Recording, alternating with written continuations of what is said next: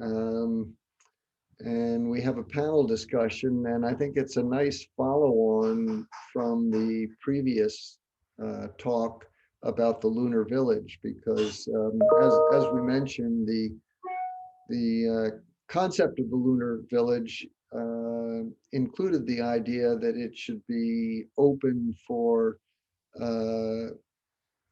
different parties, whether they be national governments or private companies or whatever, to establish habitats and structure in the moon village. And that raises all sorts of questions about policy, politics, economics, and that's the idea for the panel discussion. I know Danielle quite well. I don't know Jesse and Chris. I know that Ariel gave me a little bit of a background, but I think it would probably be more efficient if the three of you, Jesse, Chris, and Danielle, briefly introduced yourselves so that you'd get it right and do a much better job than I could, and then we can get started with the panel. So I don't know which one of you wants to go first, but have at it. I'm happy to go first, if that works for my co-panelists. Sure. Good morning, everyone. It's really fun to be here. My organization, Open Lunar Foundation, works quite closely with MHEC and with the MIT Space Exploration Initiative. So we're big fans and we partners already, and of course also with Chris, and have been following the work of Danielle. So good to be here with everybody. Yeah, briefly, as I mentioned, I work with a foundation that's based in Silicon Valley on the West Coast. We're called the Open Lunar Foundation, and we're really a group of folks who come from fundamentally technology backgrounds, who are looking at the kind of pace of technology development, in particular focused on lunar activity in the coming years, and saw both the promises of that and the risks, and the quick pace at which things can change in that environment.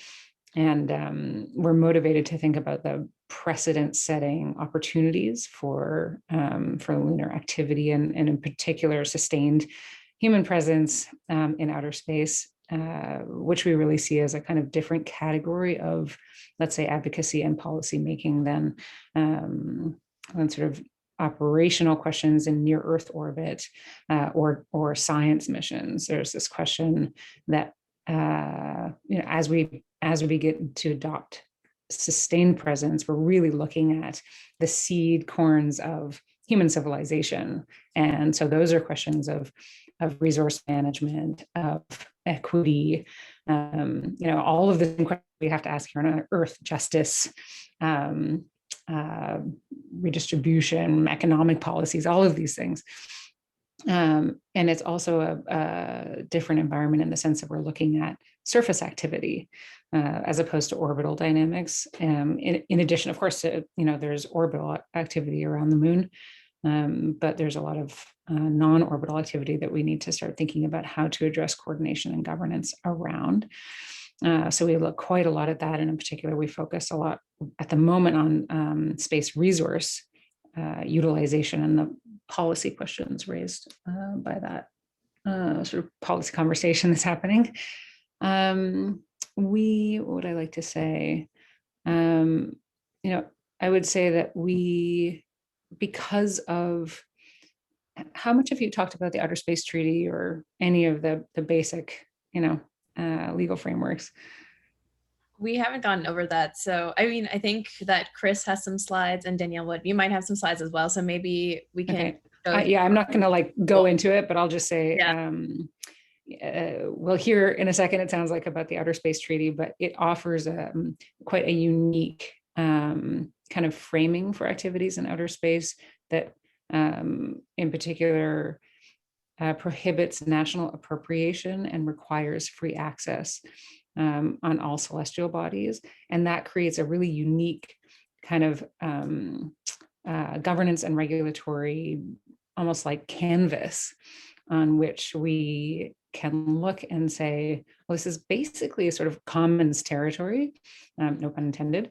And so how will we do things like manage resources and coordinate behavior under those conditions? So it's something that we need to think about, but it's also an opportunity to look back at very similar challenges here on Earth, global commons of all kinds, water management, data management, the internet, cybersecurity, like these sort of borderless challenges, and ask what we can prototype in that environment where we're forced to prototype, and then how we can map that back into learnings for Earth as well. So there's this kind of like Earth Moon system as a whole that's constructed from some of those questions that at Open Lunar we spend a lot of time addressing. I'll also just say, since this is a class we basically do we do a lot of policy work, memos and briefings to governments and to companies. We work on kind of like institutional innovation. So thinking about what kinds of bottom-up institutions might we constitute to help to coordinate lunar activity. And then we also have a fellowship program. So we usually got 3 to 5 fellows at any given time for sort of like 3 or 4 month stints.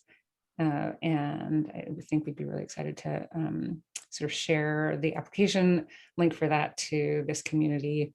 Heck's quite familiar with it as well. I'll just sort of stop there, but happy to talk more about it as we go. Okay, Chris, you're with the Secure World Foundation, right?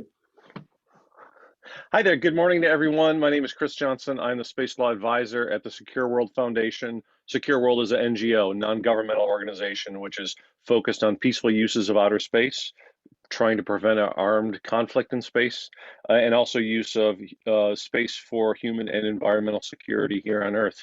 I also teach space law at Georgetown University and at the International Space University. Briefly, what the role of Secure World is, we're not a space agency, we're not a UN member state. So what can we do? It is really try and work with governments, work with commercial industry, work with the private sector to convene meetings and to be, to inform all the different stakeholders in some of these discussions. When it gets to lunar activities, well, we realize that lunar activities, just like commercial space activities, have the possibility of creating situations of tension, mistrust, misperception, and possible potential conflict or competing interests. So therefore, it is an area that we have to work in, and really there are some laws that we have, but it really is that extending the rule of law to the moon and to all of our space activities. So this is the work that we get to do, and it is difficult, messy, uncertain work in the law and policy field, but that just makes it so much more challenging and subtle and subjective and nuanced and interesting. So I'll leave it at that. And finally, we have Danielle Wood, who's one of our own, a professor both in the Media Lab and in the Aeroastro department, and with probably more of an interest in how what we do on the moon affects what happens here on Earth. But I'll let you take it over from there, Danielle. Thank you so much, Jeff. And I'll just add that as I've been exploring the question of how what we do on the moon affects what we do on Earth, actually, I've been more and more convinced that we have to also consider what we do on the moon. So I'd say my research scope is expanding in that way. It's really great to be here with Chris and Jesse, big fans. I first met Chris in 2009. I'm going to date us, Chris, as we were both interning at the United Nations Office of Outer Space Affairs in Vienna, Austria. I recommend anybody who can take that opportunity. And we had the great privilege to be watching live activities happening as countries, member states of the UN gathered to debate topics like how to coordinate across global navigation satellite systems and for the actual meetings of the Committee on the Peaceful Use of Outer Space. So great to see you, Chris, today, and great to see Jesse, and glad to have met you also through the Space Exploration Initiative activities. And Mayhek, should I ask, is it a good time for me to use my slides, or should I come back to that after saying? I think since you're the third and final of the panelists, we're ready to start with the panel. So yeah, go for it. Perfect. Thank you so much. They're brief, but it'll help me with the introduction piece. So thank you.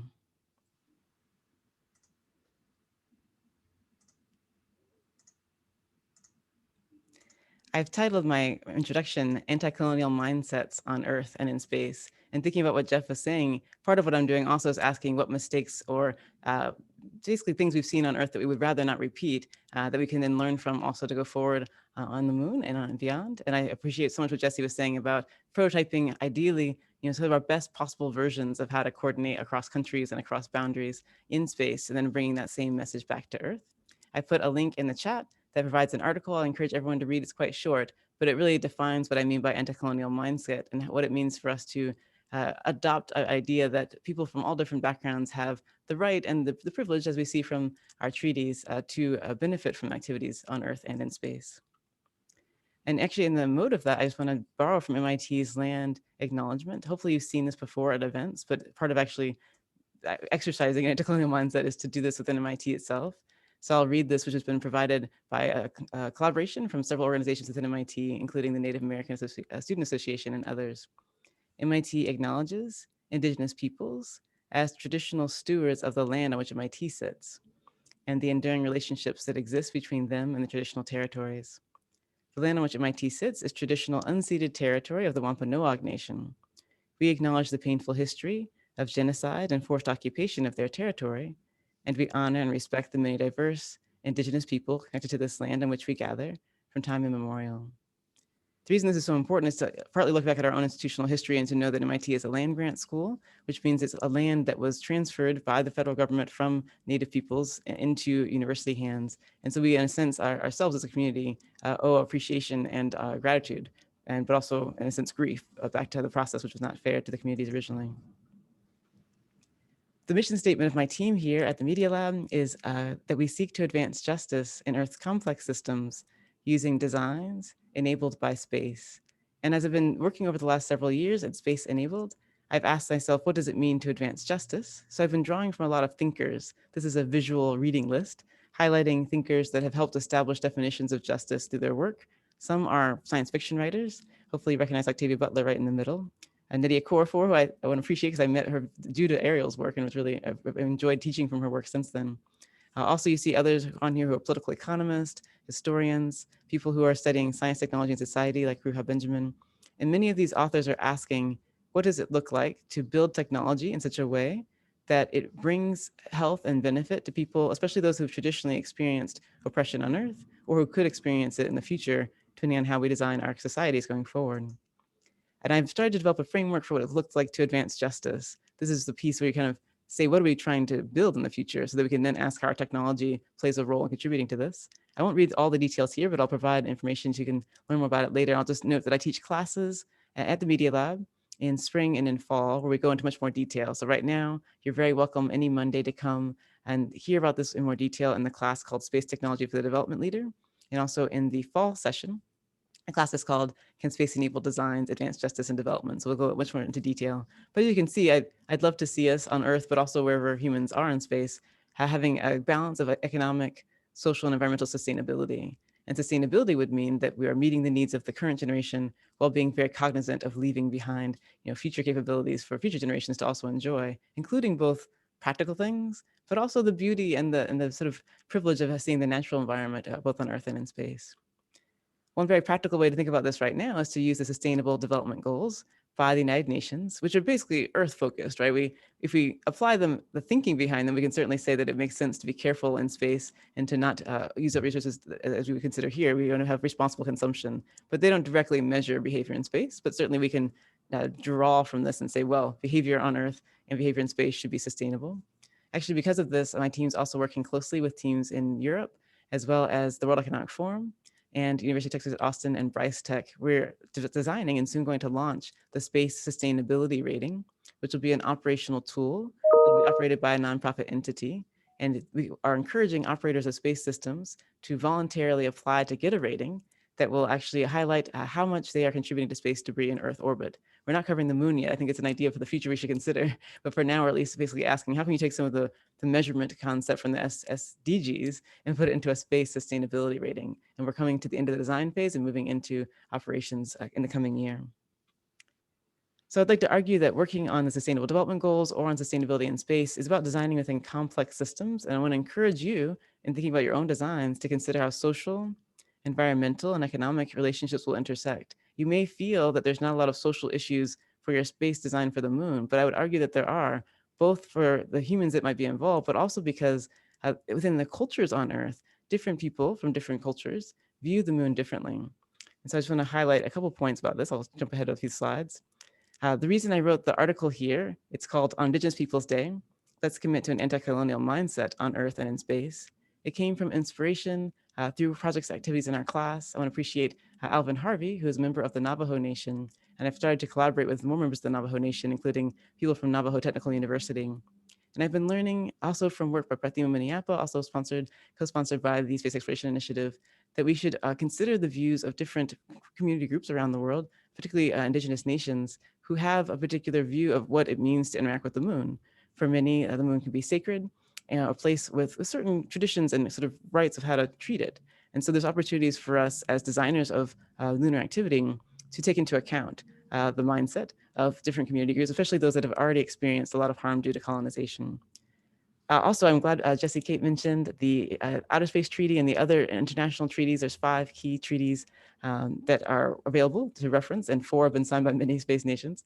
And I basically draw from those and give recommendations on how the global community can live out what I'm calling an anti-colonial mindset.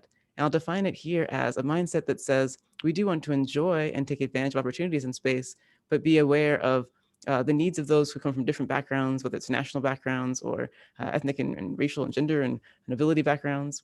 And we want to consider that the long term, we are all stewards of the moon, but nobody, by treaty, nobody owns it, meaning whoever is using it wants to leave it also as an opportunity for future use as well.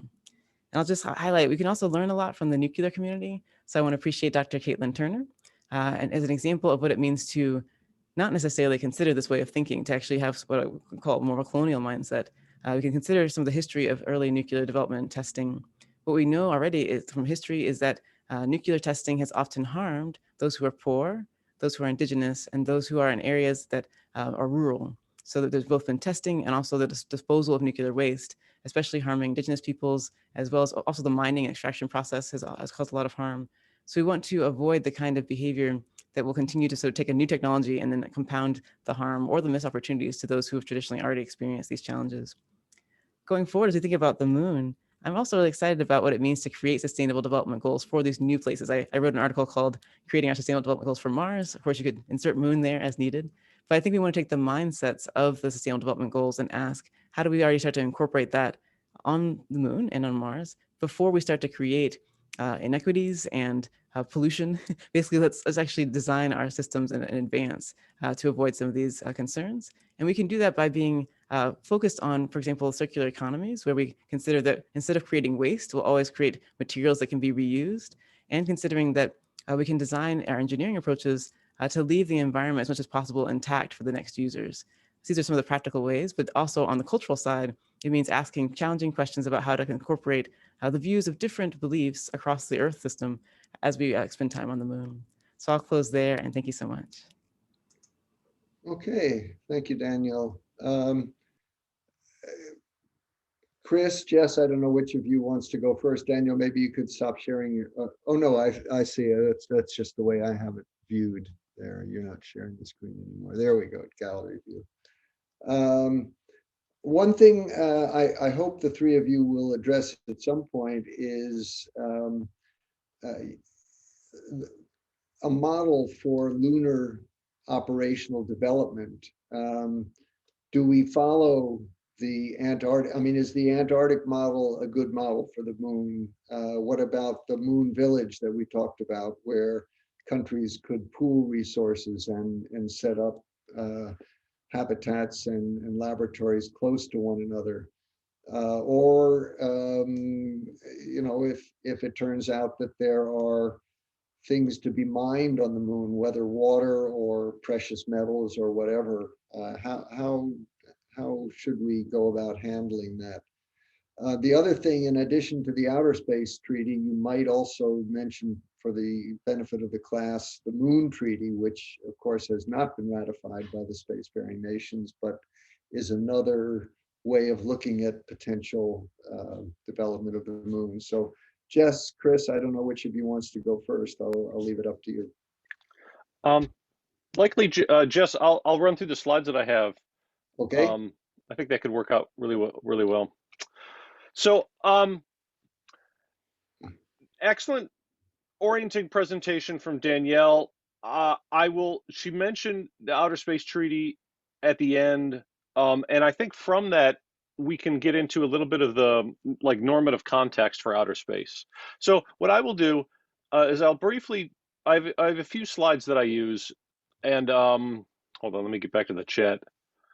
I will share these slides near the end. This is just a few slides to go through, orient you to the normative context that we have for space and where it comes from, so that once we know where these ideas come from, we can discuss the strengths and the shortcomings of some of these normative systems. So very briefly, and these are slides that I don't use for law school, they're for slides that I use for non-law school classes to talk about outer space law and policy issues. So let's start very quickly. The structure of the United Nations established by the UN Charter in 1945, 6 principal organs of the United Nations. General Assembly, Security Council are the famous ones. Of course, the International Court of Justice is the principal judicial organ of the United Nations, set up to for the peaceful settlement of disputes between states. Its headquarters is in the Netherlands. The headquarters of all the other principal organs are in New York. I want to talk about the General Assembly. So this is what the General Assembly looks like, of course, at its highest level. But within the General Assembly, there are a number of committees that meet pursuant to and answer along up this hierarchy up to the General Assembly. What is important for us first is that first committee. The first committee of the General Assembly talks about disarmament and international security. That paragraph at the bottom. UN Conference on Disarmament answers to the first committee. It meets in Geneva, Switzerland. The United Nations Disarmament Commission, the United Nations Conference on Disarmament, they are tasked with discussing security issues in outer space. So if you want to talk about and all the other issues about international peace and security and disarmament issues, they meet in Geneva.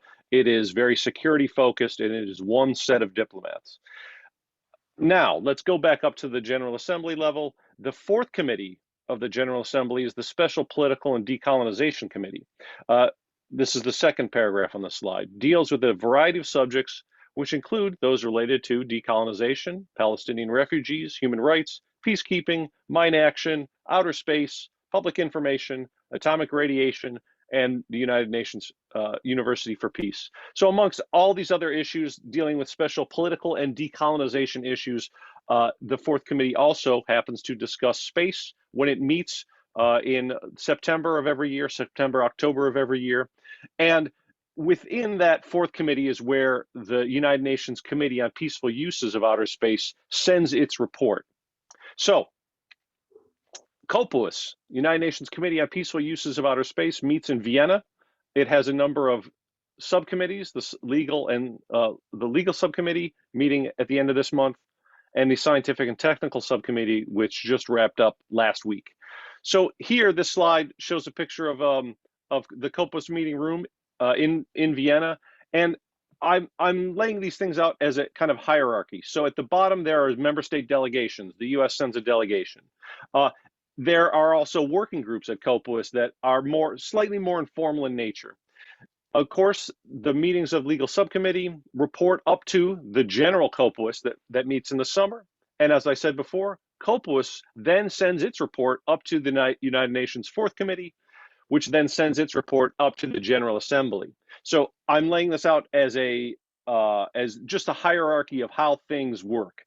Technical issues, specific issues of space are discussed at lower levels. They are sent up and become more political as they are sent up through the United Nations. And then General Assembly resolutions accept those reports and then send those reports back down to COPUOS.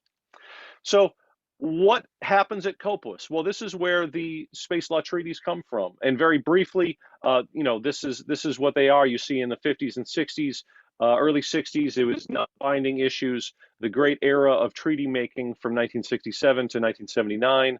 Into the 1980s, the difficulty of finalizing treaties really arose, and so they adopted principles dealing with direct broadcasting, nuclear power sources, into the space debris mitigation guidelines of 2007. And the most recent deliverable from COPUOS are those long-term sustainability guidelines in 2019. So I'll include a link, I'll put it in later so that you can download a copy of the treaty booklet that any good space law and policy expert should always have on hand or have nearby when they discuss the normative framework for outer space. And briefly, I want to talk about this concept of subsidiarity. When I think about where rules should come from, it is the concept that actually is borrowed from the Catholic Church, that actions should be taken at the lowest necessary level. You may not need an amendment to the Constitution for establishing the drinking age in particular states. You can leave it up to the states. You could leave it up to the lowest necessary level. Actions, decisions, rulemaking should not be done at a large, complex organization or at the highest level if they can be done just as well at a simpler or more local level. It's just a concept of how to organize decision-making processes, and that the most broadest or most important decisions may need to be taken up at the highest level, but local decisions can be taken at local level. However, if you do that, you run into the issue of fragmentation. And I talk about this in terms of international space law. We have the United Nations Treaty on Outer Space, the Outer Space Treaty, 110 states parties to it. But now we have a proliferation of national space legislation, US legislation. I think there's about 30 nations that have their own national space legislations. And there's that risk that they take different approaches to how they regulate and govern space that could possibly lead to problems. If the US allows one thing on the moon, but other countries prohibit that activity on the moon, there is the idea that we could run into fragmentations between regimes and, unwanted results in the administration of international law. So that's an issue to consider, fragmentation. And then the final issue is this idea of polycentrism. When people talk about where things are going in space governance, are we going to have more treaties? Are we going to have more national space legislation? I say, yeah, we're going to have all of those things. Decisions will be taken at various centers, multiple governance systems, an overarching single system of rules, possibly not, and spontaneity in the emergence of order institutions, which results from the exchange between coexisting and competing ideas, practices, and methods. So decisions taken, it is just a mishmash of where decisions will be taken, and certainly Jessie Kate can speak more about what polycentrism means in the context of space governance, because this is where the quote comes from, and this is where I use that slide. So I wanted to put those ideas out there just to wrap up the slides that I wanted to run through. The idea that the United Nations of member states is where traditionally space law has come from. You see that there's a hierarchy involved, down from the General Assembly all the way down to member state delegations. You see the history of treaty making done at COPUOS, and you see these issues of subsidiarity, which I think is a good policy. Running counter to that is the idea of fragmentation, and then this idea, this mix of polycentrism that likely is what's going to result. So with that, I will stop sharing the screen, and I wanted to put those ideas out there. Although I do take note of what you wanted to talk about. How do these things apply to the moon? We can talk a little bit about that after, if Jessie Kate has some opening remarks, and likely mention the Artemis Accords. So with that, floor is yours. I think it's thanks, Chris. I think it's great to get this kind of a background because it is new for the class.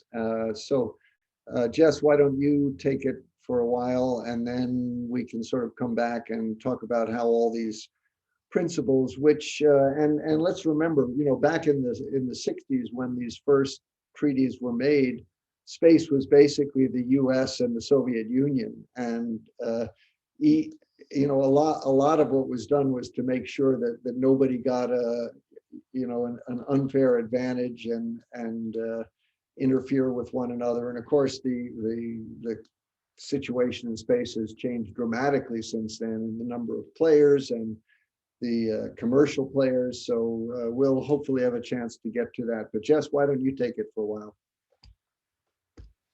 Sure, thanks. Nice slides, Chris. Okay, so a couple things. I actually want to go back to the Outer Space Treaty for a second. I just posted a link in the chat. I love that link, outerspacetreaty.org, because it is just like this beautifully formatted version of the treaty, which is very, very short, and is really quite radical when you think about the implications of it. Probably all of us, Chris, Danielle, and myself could kind of go on about this document for quite some time. But what I'm going to do is I'll just talk about a couple of provisions of the Outer Space Treaty. And Chris, obviously, you're the lawyer, so jump in if I say anything that is terribly incorrect. I'll touch on the on the Artemis Accords, and then maybe I'll wrap it up by weaving in the question about the Arctic and how it relates to lunar governance. So the Outer Space Treaty, I mean, every one of these articles is fairly significant, but in terms of the way in which the Outer Space Treaty kind of frames all of the activities that are taking place in outer space and on the surface of other celestial bodies, what we have is the first article that talks about the fact that there shall be free access, quote unquote, free access to all areas of celestial bodies. And that's sort of like, okay, let's think about the context in which this was written. As Jeff was just saying, really the historic context of these treaties was arms control and the Cold War.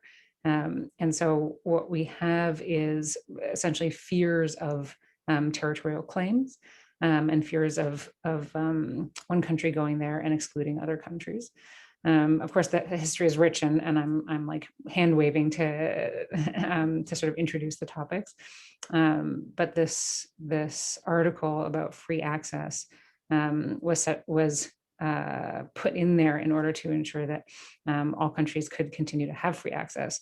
It definitely raises questions about what that means, and the community continues to be kind of talking about that and debating it today. The second that I wanted to mention is the second article, which I already mentioned in my opening remarks, but basically, well, specifically says that there shall be no quote unquote national appropriation in outer space. Now, that is generally taken to mean no national territorial appropriation, i.e. of land. And so this kind of changes the context in which you can establish governance and coordination in outer space. So I'm going to come back to that in a second, but I'll just say that as we saw, the 60s, 70s was this treaty making era, and we had a handful of treaties that have been fairly widely adopted that give us the canvas, if you will, for activities happening in outer space and subsequent policies that have been developed and norms. But these days, as I think no one will be surprised to hear, treaty making is not really considered to be in fashion anymore. And so one of the big questions is, how do we coordinate activities in the kind of modern conditions that we have, where geopolitical power dynamics are quite different than they were in the Cold War? And one of the initiatives that the United States has introduced recently is something that's called the Artemis Accords, that Chris just mentioned. And the Artemis Accords is an initiative that introduces what are called principles that the U.S. government, led by the State Department, has introduced for partner nations who are collaborating on the Artemis program to kind of assert together and say that they will cooperate under. So I'm not going to go into the Artemis Accords, but they talk about things like what's called deconfliction. They talk about scientific data sharing. They talk about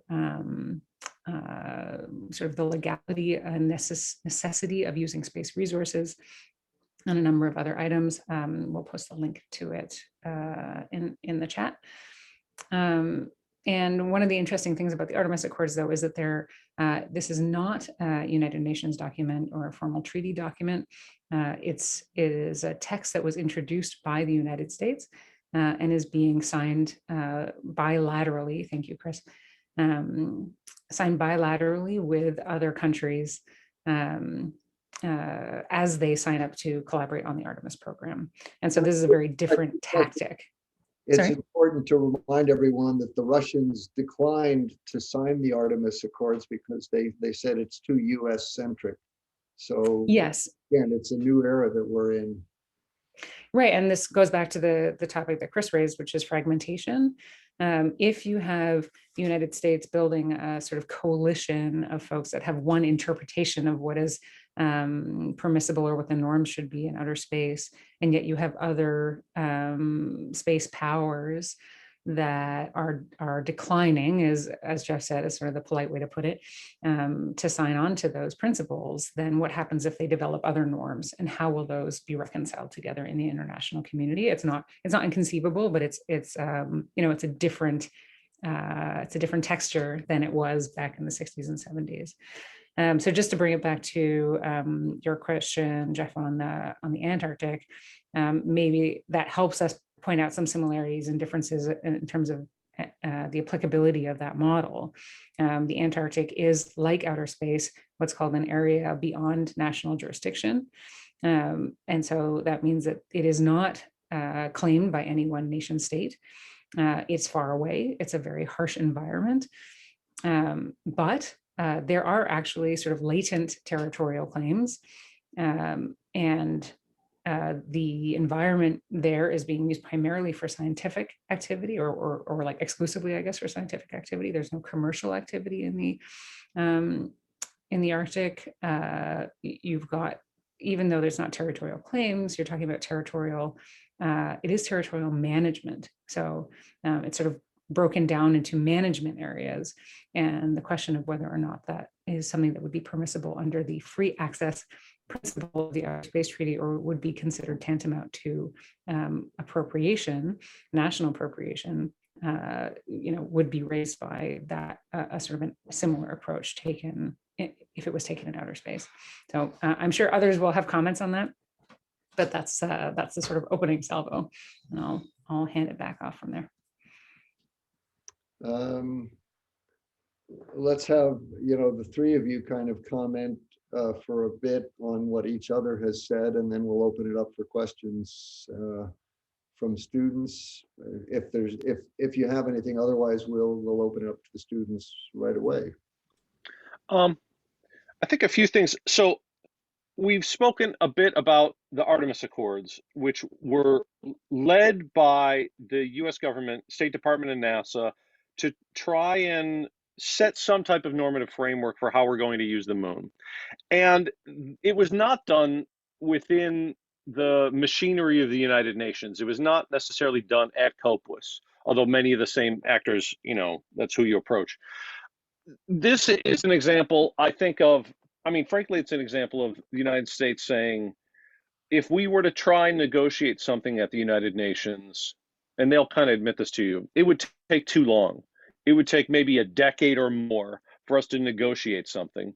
And we're uncertain that we could have a normative framework for the moon and lunar activities that benefits us and reflects our interests. So let's just go and talk to the member states or the other space agencies that we want to do things on the moon with, and work out something quickly, expeditiously, because we have the Artemis program, we have Gateway, we want to do these things on the moon, and everything that we want to do, we believe, is in accordance with international law anyway. So this is what they've done. This is, I point to it, you know, Jess could comment, an example, you know, this is, well, maybe there is fragmentation aspects of it, but this is polycentrism, where they just say, let's be pragmatic about this. Let's talk to the space agencies that matter, that we want to partner with. And they are, you know, NASA will say everything that is in the Artemis Accords already exists. And, you know, Mike Gold calls it a love letter to the Outer Space Treaty. There are a few elements of the Artemis Accords that kind of push it forward a little bit. And I'll briefly say, you know, when you read the Outer Space Treaty and you say, okay, well, what does it permit on the moon? What does it prohibit on the moon? What does it make mandatory on the moon?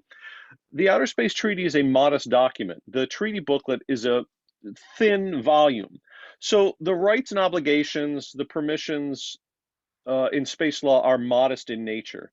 They don't drill down to, the details of what we can do on the moon.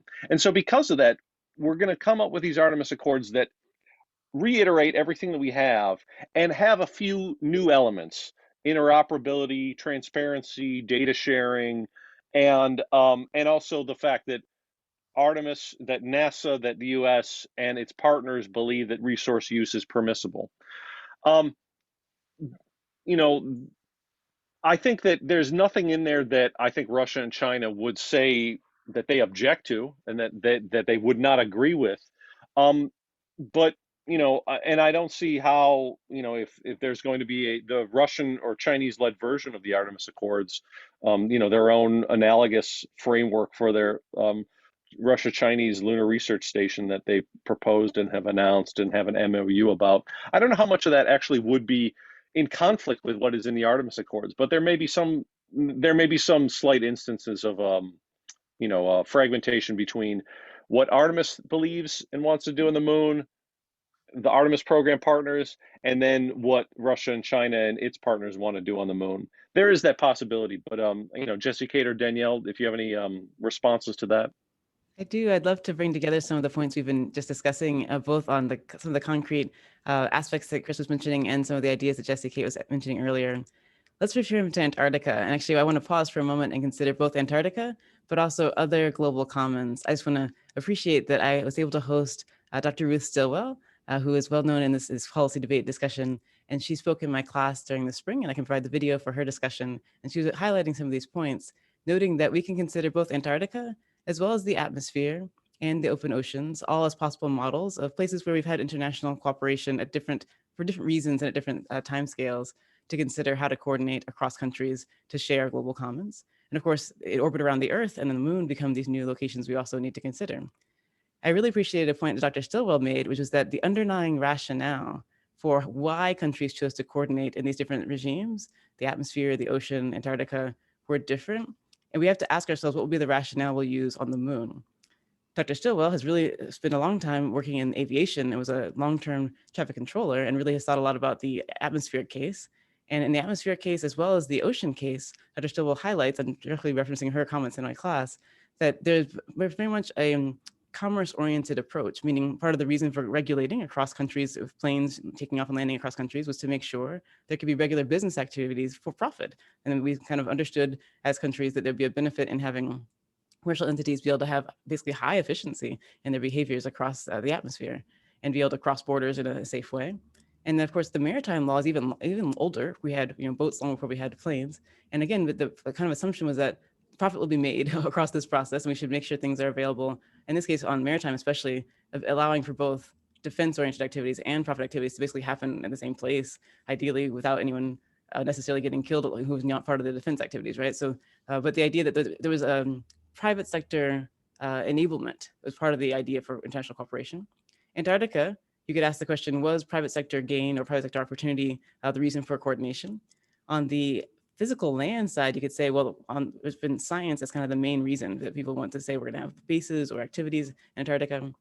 Dr. Stillwell also pointed out something I had not thought as deeply about, which is that whaling in the Southern Ocean is a clearly economic activity, and it's a case where a resource was used, and I would say not sustainably, right? So we could have concerns around the kind of behavior you'd see from the loss and the species concern with heavy whaling in the Southern Ocean.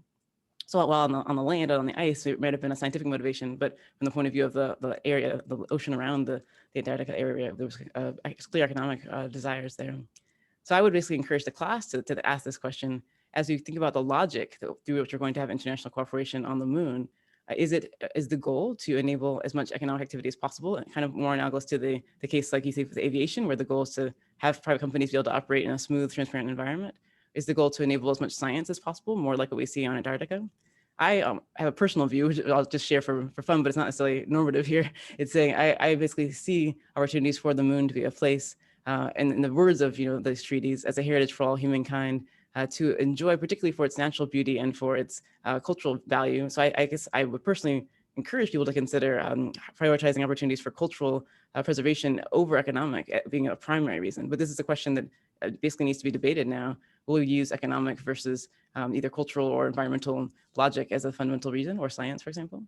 And once we have that foundation, we could ask questions like, how do these proposed coordination processes make a difference? And just looking back at the some of the key terminology from the Artemis Accords, I note 2 sections where I would propose there's still room for debate as to whether they are fully aligned with some people's interpretation of the Outer Space Treaty, particularly in the area of preservation of cultural heritage, as well as space resource utilization. I think what the US is stating in the terms is that it's the US interpretation of the Outer Space Treaty is what they want to apply here, which is the idea that although a country can't own territory on the moon, that they are free to use and then apply and use up actually to actually either remove or use up to the point of not being able to return back to its original state the resources. I think this is what other countries would like to then debate and not necessarily hold the exact same conclusion. So I think despite the fact that there's references to the Outer Space Treaty in the Artemis Accords, I think there's still room for debate from different countries. And I think what I'm so thankful for with Jesse Cates' methods is that you're inviting both traditional, sort of national representatives, but also non-traditional players to come and be in these discussions. I think it's so valuable that we have people from indigenous communities, people from youth representation, people from disabilities who might usually not be asked, what is your view on the logic that should drive our activities in space?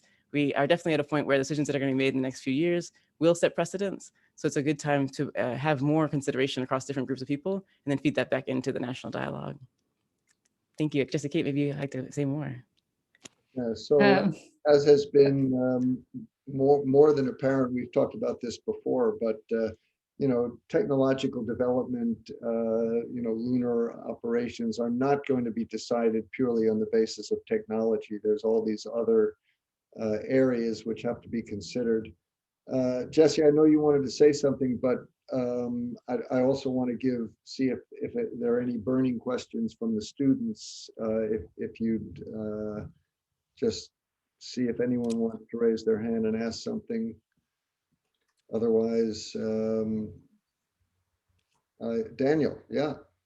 Hey, can I ask a question? Yeah, you bet. Yeah, I remember last year I came across an article where NASA actually put out a contract for companies to collect and sell regolith back to NASA.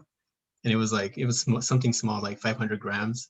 And the idea was that the company would collect the regolith and then, just encapsulate it or contain it somehow. And then NASA would buy it back.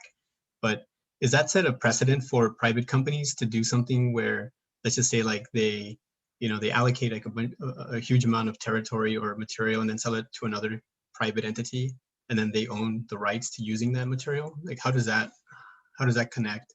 That's just a big question. I don't know.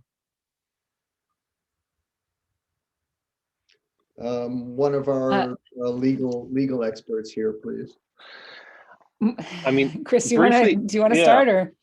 I mean, there's 2 elements of that. The NASA, that RFP. One is just like the tech demonstration. It is engineered by the folks at NASA, the then folks, Bridenstine and Mike Gold, to create that RFP so that companies could prove that it could be done, meaning that they have the tech to do it and to do the first instance of it and put it out there that this could happen. And then there's also that element of it is a private company selling extracted lunar space mineral resources to a government, and done under law, done under one national law, as a precedent-setting activity. And then the hope is also that it would kind of be the very first spark of a in situ lunar economy, I would imagine. But it's just a nominal sum, and it is just meant to, like I said, set off that spark and show that the tech is possible. Is there a limit to that? Is there a limit? I'm sorry, I was just wondering if there was like some kind of stipulated limit in that contract to what companies could do in the future. No, is the short answer. No. Or it's a contract, so it's just sort of. I mean, Chris can again talk more about the like formal legal implications of contracts writ large. But the contract itself, I think there's a couple of interesting aspects to it. One is, well, first of all, in the United States, I mean, Chris is pointing out that's a like domestic sort of precedent-setting activity in the United States. There is another domestic law referred to as the 2000 2015 Space Act, colloquially, that had previously established that the US interpretation of the Outer Space Treaty is that it is permissible, let's say, to commercially transact space resources. And they use the term, I forget the exact phrase, but it includes the word to, to extract and own space resources. And that was very controversial at the time, and still is, on both sides. So this is sort of like an action-based precedent that let's say builds on that activity. But what that means is still an open question. I was smiling when you raised the question, because it's there's a project that Open Lunar has been working on that I don't have time to go into at the moment, because I think we're supposed to finish it right at the hour. But I'll paste the link again in the chat. And we've actually been, what we're doing is we're setting up a legal trust entity that is going to mirror the purchases that NASA's making. So we're going to be purchasing Regolith ourselves and putting it into the trust in order to literally ask the question, what does this mean? And that will be the first private, in the same way that the government transaction is the first government to private purchase. This will be the first private to private purchases. But we really wanted to put in a trust to emphasize that this is a place to make a container for and ask some of the questions that Chris and Danielle have both been raising about, like, how does this touch on heritage? How does it touch on commercial activity? All these things. So I'll put the link in the chat. Right. I wish we had another hour, because this is fascinating conversation. We're going to have to bring it to a close, unfortunately.